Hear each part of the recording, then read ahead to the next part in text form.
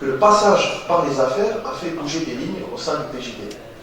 Et on peut dire que l'entrée par le Parlement en 1997 a été l'occasion de voir que certains cadres et théoriciens, puisqu'il y a des théologiens quand même chevronnés au sein de cette formation, notamment Saadil Othmani, l'actuel Premier ministre, il y a eu des signaux accréditant l'idée d'une volonté de revisiter au moins une partie de son idéologie originelle.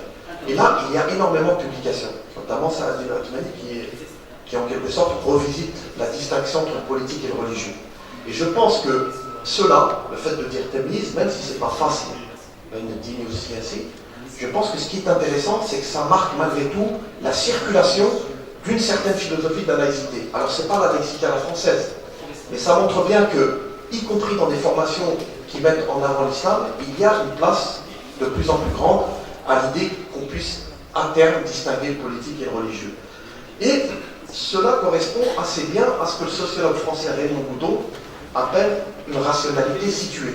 Donc, dans le cas du PJD, cela donne la chose suivante, c'est que les acteurs en question sont influencés par leur environnement sociopolitique de référence. Ils vont donc interpréter le monde social conformément à une idéologie censée orienter ou guider leur choix. Or, les contraintes de ce monde social, qui est fait d'interactions et de rapports de force en tout genre, en particulier dans le champ politique, qui obéit à des logiques propres, et là on retrouve les conceptualisations de Pierre Bourdieu. Chaque champ a ses logiques propres.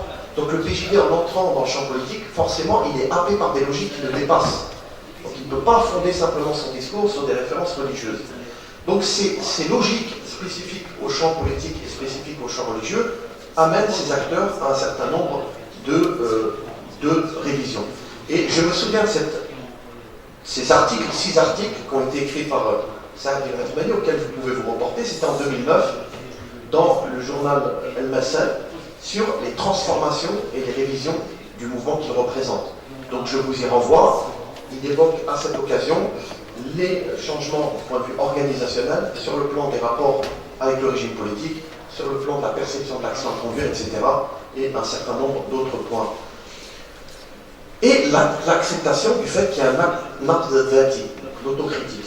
C'est peut-être une des premières fois où les acteurs, à partir des années 80, c'était très clair, acceptent de revenir sur une expérience qui était une expérience fortement révolutionnaire.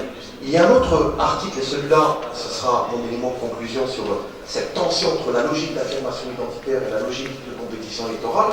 C'est une interview très importante qui a été accordée par Mohamed Yatin, qui est une figure aussi centrale aujourd'hui, qui est, à mon avis, éclairante. C'est un ouvrage qui avait été coordonné par Bilal Zalili, tout le monde le connaît, Bilal, c'est un intellectuel organique, on pourrait dire. C'est quelqu'un qui produit la norme, qui produit la doctrine, et qui est très actif dans l'espace social marocain. Dans un ouvrage paru en arabe en 2010, Mohamed Yatim accorde un entretien, et un point a retenu mon attention. Le titre de cet ouvrage, c'est L'Islamioun ou L'Ilmanioun fil Maghrib ou L'Taraïou chez Moumkin. Un point parmi d'autres a particulièrement retenu mon attention car il symbolise cette tension omniprésente au sein du courant islamiste légaliste, de façon générale, entre le pragmatisme politique et la résistance idéologique dictée ou assise sur une lecture spécifique de l'islam. Dans la question qui lui est posée sur le volet économique, qu'est-ce que proposent les islamistes en termes économiques pour permettre cette conjugaison, cette cohésion entre une éthique ou une aspiration religieuse et la réalité économique. Pourquoi est-ce que c'est très intéressant les réponses que donne Mohamed Yatin? C'est que d'abord, il reconnaît, il admet la diversité de la société marocaine en termes de rapport à riba, l'intérêt usuraire. Le fait que certains Marocains ne voient aucune contrainte à contracter des intérêts de type usuraire, et c'est leur liberté.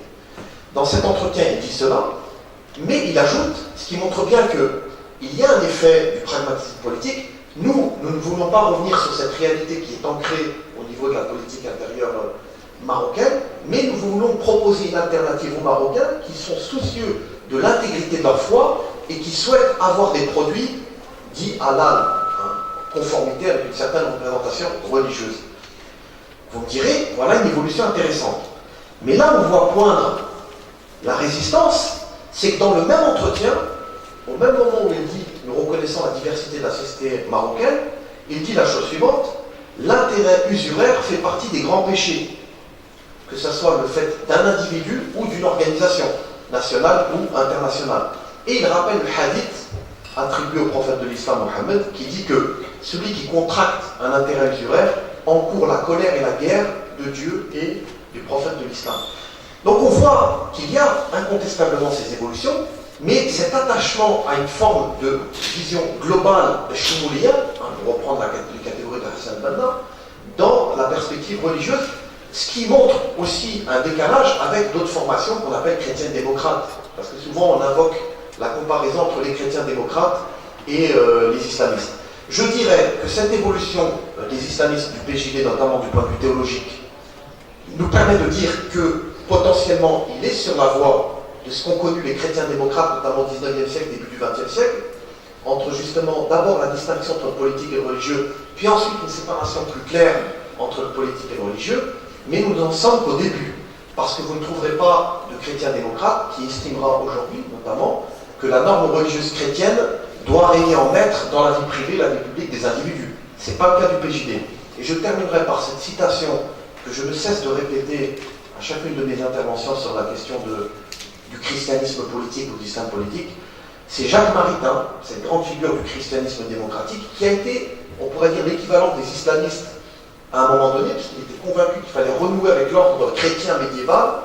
Il a commencé à utiliser, au moment de sa conversion à la démocratie, l'expression agir en chrétien et non pas en tant que chrétien. Donc agir potentiellement à partir de valeurs chrétiennes, mais sans jamais chercher à imposer à la collectivité la norme religieuse conçue comme norme collective. Je vous remercie de votre attention.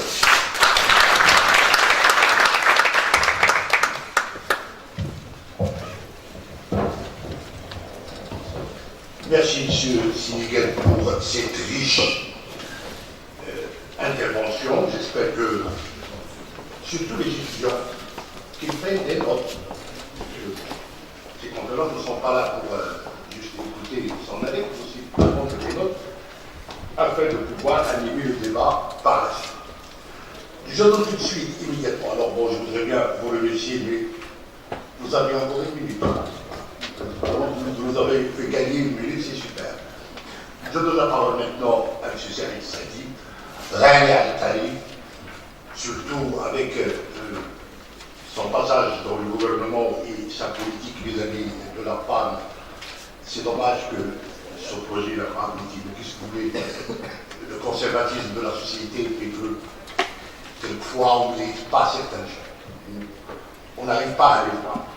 En tout cas, Rania Al-Tali, M. Serif Sadi, maître de conférence, professeur, ancien ministre, qui va nous parler. Et regarde notamment dans les récits. Quelle carotte! C'est-à-dire que, alors que je sais qu'il connaît tout, mais non. Quelle carotte sur le bilan économique et social du gouvernement de Bunker. À vous la parole,